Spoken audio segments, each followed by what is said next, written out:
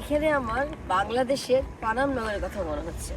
ওখানে যেমন একটা স্ট্রিটের মধ্যে অনেক অনেক পুরনো পুরনো বিল্ডিং আছে যেটা কিনা আমাদের স্মৃতি ধরে রেখেছে।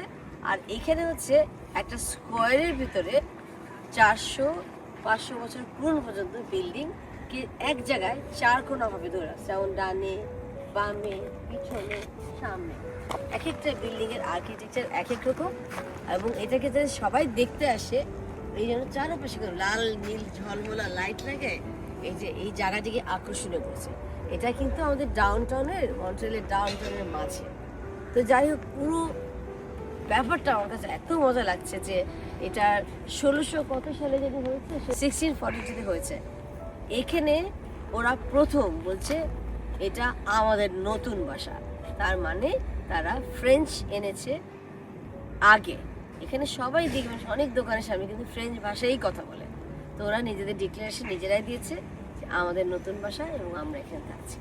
সো এইটা আমার কাছে খুব ভালো লাগলো যে আমরা জানি অনেক কিছু যেটা বলছি না টেকনিক্যালি, বাট এটা বুঝতে পারছেন কেন ওরা ফ্রেঞ্চ আমাদের ভাষা বলেছে।